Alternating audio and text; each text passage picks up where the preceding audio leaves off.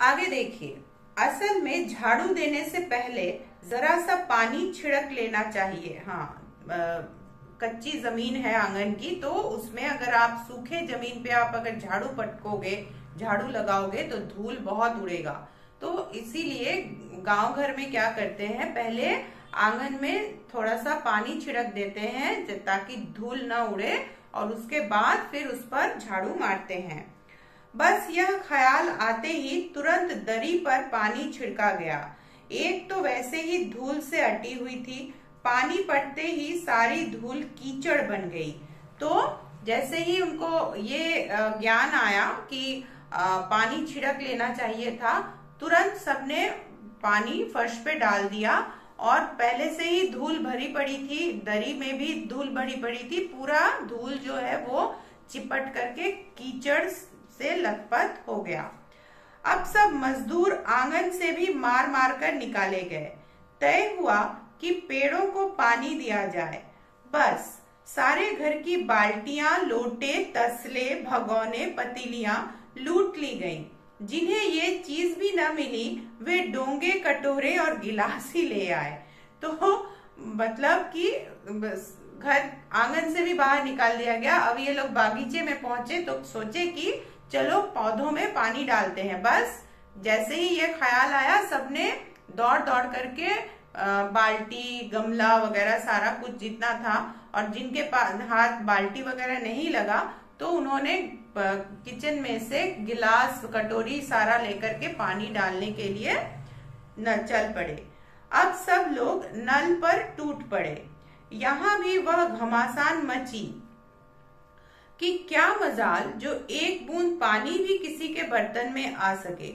ठूसम ठास किसी बाल्टी पर पतीला और पतीले पर लोटा और भगोने और डोंगे।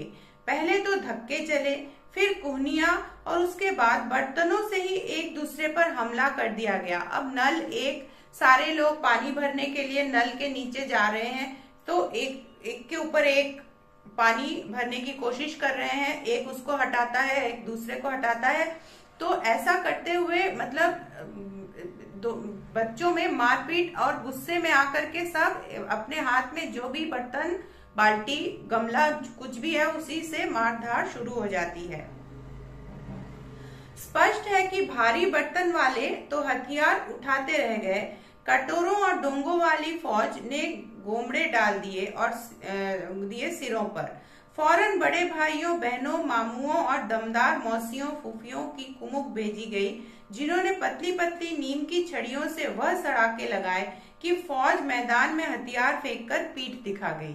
तो जाहिर सी बात है, मारपीट जब शुरू हो गया तो घर में से सब बड़े लोग जो थे, इनसे बड़े, वे सब बाहर निकले और फिर छड़ियां लेकर के इन बच्चों पर टूट पड़े और मार मार के इनकी हालत गंभीर हो गई। और फिर ये लोग वहां से भाग गए। पीठ दिखा दिया, मतलब वहां मार खाने के हाथ से बचने के लिए वहां से भाग गए। इस धींगा मुश्ती में कुछ बच्चे कीचड़ में लथपथ हो गए, जिन्हें नहलाकर कपड़े बदलवाने के लिए नौकरों की वर्तमान संख्या काफी नहीं थी। इसलिए पास के बंगलों से नौकर आए और 4 आना प्रति बच्चा के हिसाब से हम नहलवाए गए। तो बच्चे बिल्कुल गंदे शंदे हो गए थे, कीचड़ में लथपथ, तो इनको साफ करने की जरूरत थी। तो घर के जितने नौकर थे वो इतने सारे बच्चों को नहलवा नहीं सकते थे, इसलिए पड़ोस के घर से नौकरों को बुलवाया गया और फिर उनको नहलवाने के लिए उन नौकरों को 4 आने पैसे देने पड़े। मतलब सहूलियत होने के बजाय और खर्चा हो गया घर का। हम लोग कायल हो गए कि सचमुच यह सफाई का काम अपने बस की बात नहीं, और न पेड़ों की देखभाल हमसे हो सकती है। कम से कम मुर्गियां ही दरबे में बंद कर दें। तो बच्चे समझ गए कि ये सफाई का काम बहुत मुश्किल का काम है, ये हमसे नहीं होगा, और पेड़ों में पानी डालना भी हमारे बस की बात नहीं है। तो एक काम करते हैं, चलो मुर्गियां जो है उनको उनके दरबे में, मतलब उनका जो कूप है उसमें घुसाने का काम ही करते हैं। बस शाम से ही जो बांस छड़ी हाथ लगी लेकर मुर्गियां हाँकने लगे, चल दड़बे चल दड़बे। अब सारे बच्चे जो है वो छड़ियां लेकर के मुर्गियों के पीछे हट हट हट हट करते हुए उनको उनके पैने में घुसाने की कोशिश कर रहे हैं। पर साहब, मुर्गियों को भी शायद किसी ने हमारे विरुद्ध भड़का रखा था। ऊट पटांग इधर उधर कूदने लगी। दो मुर्गियां खीर के प्यालों से, जिन पर आया चांदी के बर्फ लगा रही थी, दौड़ती फड़फड़ाती हुई निकल गई। तो मुर्गियां जो थी ये अचानक से बच्चों का जो हमला शुरू हो गया उन पर, वो भी घबरा गई और उनको उनसे बचने के लिए इधर उधर भागने लगी। तो बरामदे पर खीर के पतीलों पर बर्फ लग रहा था, मतलब वो रांगता जिसको कहते हैं, जो सिल्वर का जो हल्का सा परत होता है वो लगा रही थी आया। तो उस पतीलों के ऊपर से मुर्गियां फड़फड़ा के चल गई, तो पूरा खीर बर्बाद हो गया। तूफान गुजरने के बाद पता चला कि प्याले खाली हैं और सारी खीर दीदी के कामदानी के दुपट्टे और ताजे धुले सिर पर लगी हुई है।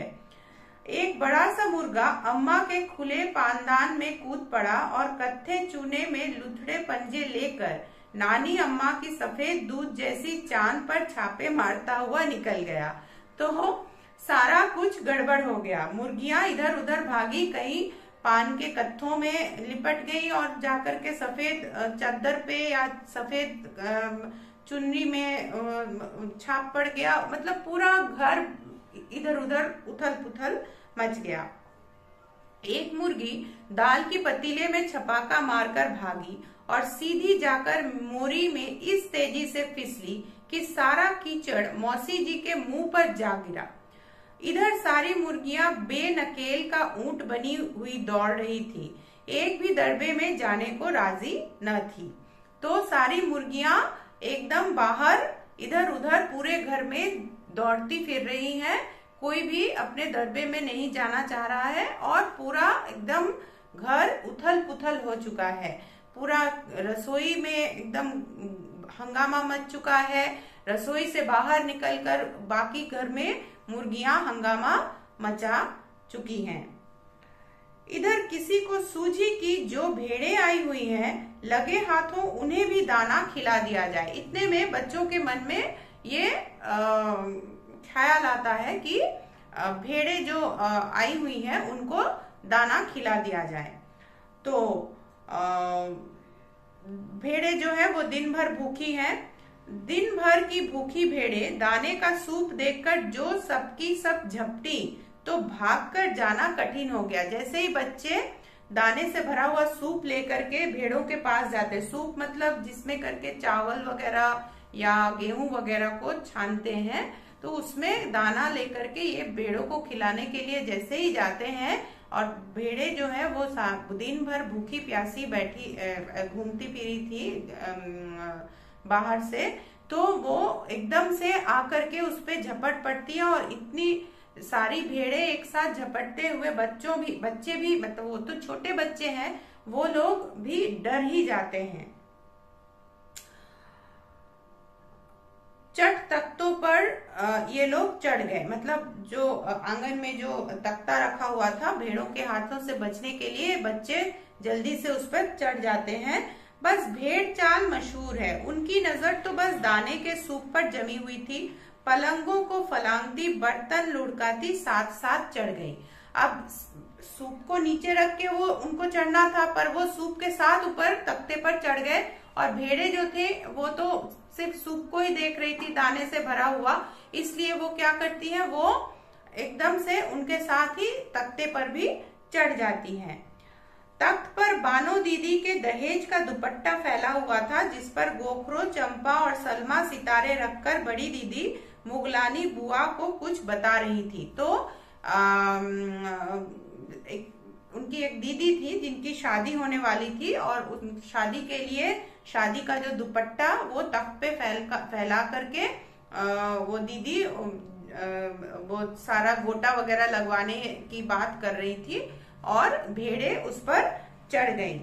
भेड़े निसंकोच सबको रौंदती हुई अपने खुरों में किरणें, गोखरों, लचका और सलमा सितारे उलझाती, जॉर्जेट के दुपट्टे को रौंदती, मेंगनों का छिड़काव करती हुई दौड़ गई। मतलब इनके ऊपर से दुपट्टा और बाकी सारे गोटे वगैरह के ऊपर से जब भेड़े बिना कुछ देखे, वो तो जानवर है, उनके मन में सिर्फ खाने की सोच है, और वो उसके ऊपर से बेधड़क चली जाती है। पूरा दुपट्टा और साथ में उसकी सजावट के जितने भी सारे चीजें थी, सब कुछ बर्बाद हो जाता है।